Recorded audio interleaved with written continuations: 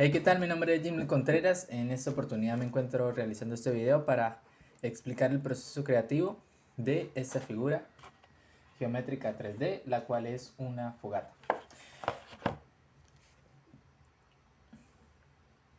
Lo primero que se hizo fue buscar en plataformas como Pinterest o Instagram algunos bocetos o inspiraciones para poder realizarla. Una vez que se encontró el diseño, procedí a trabajar en el programa de Adobe Illustrator para realizar los patrones. Posteriormente los imprimí y los recorté para tener una guía en la cartulina. Para realizar la figura se usó cartulina de colores. Sí, aquí tengo algunas muestras que me sobraron porque compré de más. Aquí está el naranja, el negro, marrón y amarillo y rojo. Cabe destacar que solamente usé dos colores, el naranja y el marrón, porque me gustó el acabado que tuvo, a pesar de no implementarle los colores amarillo y rojo.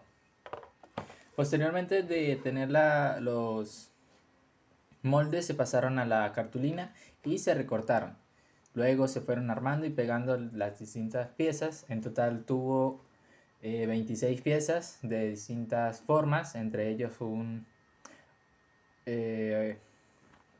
octágono, eh, triángulos de distintas medidas, una pirámide de 8 lados, rectángulos y un trapecio y un cilindro en el centro.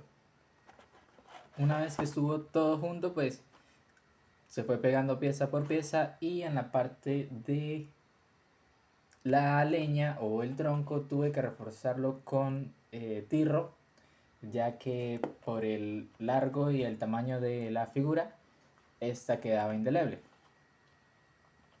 Y así es como se ven la figura por todos sus lados. Es bastante simétrica y en la parte superior toma este aspecto y así. Ahora procederé a realizar la prueba de el pegado o la resistencia de la figura. Ok, mi estatura es de unos 70, así que lo voy a tirar más o menos de mi cintura para abajo, lo que daría la mitad de mi altura. Esta es la figura y se deja caer.